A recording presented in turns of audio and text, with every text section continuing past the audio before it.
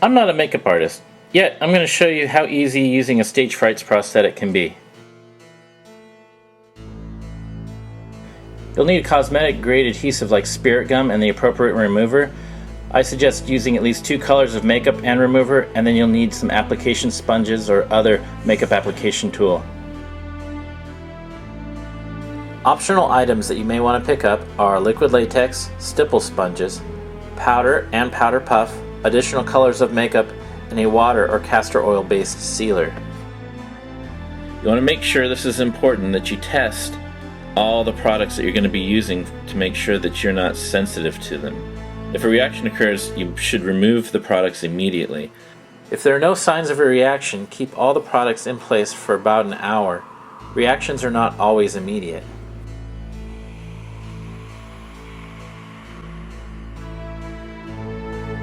Remove all the products, and if you did not have a reaction, then you can go ahead and go forward. If you did, do not use any of these products.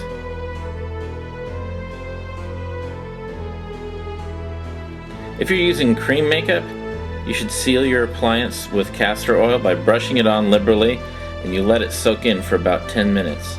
After you let it set for 10 minutes, go ahead and take a clean cloth and dab all the excess off.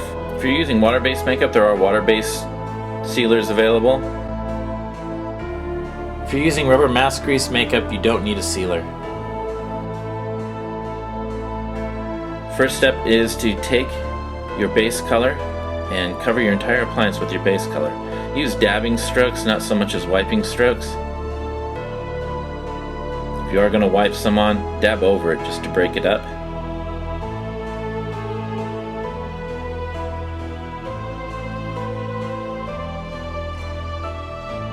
Now you can take the foam application sponges and shape them any way you want. Here I'm going to round off the edges so that the sharp lines are minimized when I'm applying the makeup.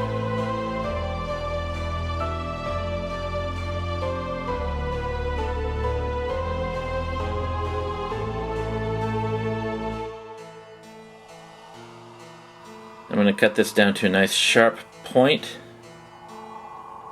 so that I can get into some smaller areas and put some more detail in.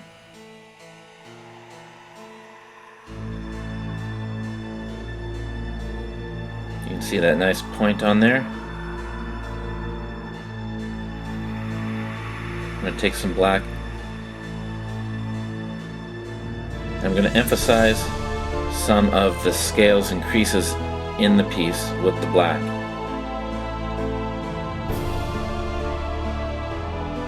Fill in dark around the eyes.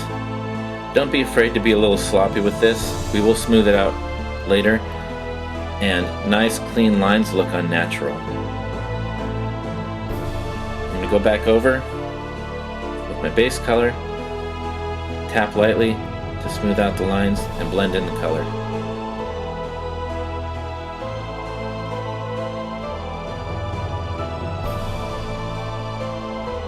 It's always a good idea to clean your skin before applying the piece, as this will provide the best hold for your adhesive.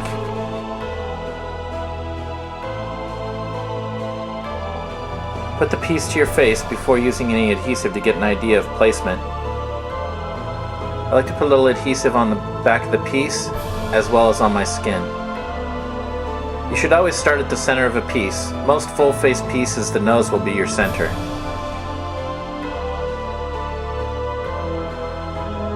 Now spirit gum needs to be tapped a little bit in order to get sticky.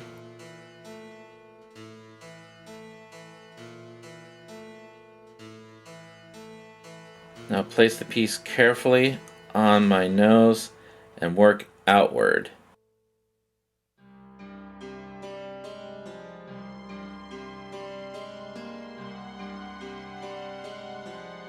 Once the piece is where I like it, I'll press it tight into place.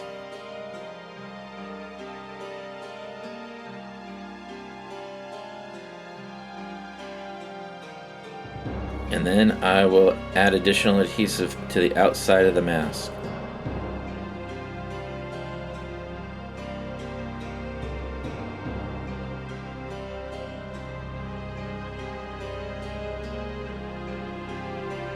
You can use the mask to tap the spirit gum sticky. Set it down carefully and then roll to the outside.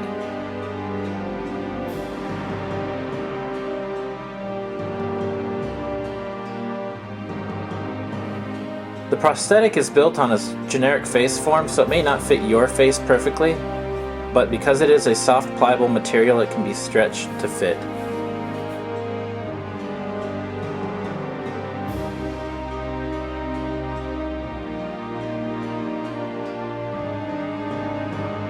Now this is an optional step. You can take a little liquid latex and your stipple sponge and stipple a little liquid latex on the edge of the appliance to blend the seam.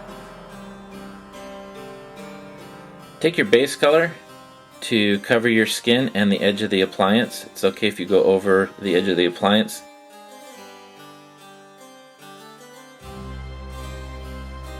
Cover all exposed skin and don't forget your ears.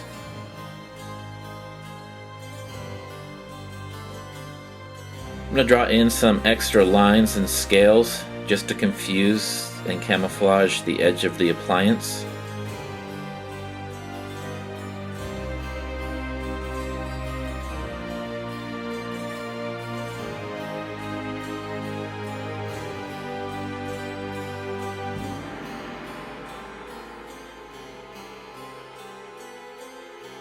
I'm going to put some black makeup around my eyes. Dark colors seem to mask the seams around the eyes best.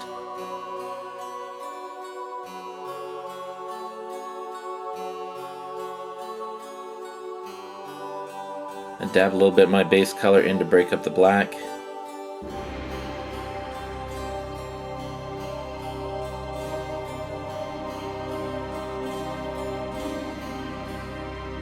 Add a little bit of dark dots here and there to break up some of the more uniform parts of the mask to give it a more natural look. Maybe add some extra lines, stretch out the smile. And back over with my base color really lightly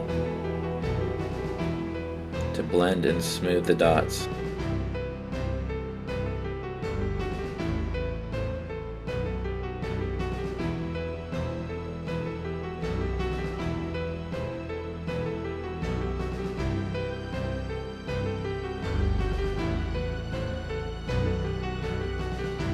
You can take your stipple sponge if you chose to use a stipple sponge. I'm trimming up the edges to make it more rounded. And a third color, and stipple on a third color just to give a more natural look. The stipple will put little dots of color here and there and really adds an additional dimension to your makeup without a whole lot of fuss. I'm going to go stipple on a little bit of my base color. For this demonstration I used a water-based makeup. If you use an oil-based makeup, you'll need to powder it down with your powder and powder puff in order to make it dry to the touch. Add your costume and your character has come to life. And that's how easy it is for someone who does not have a background in makeup to use a foam latex appliance.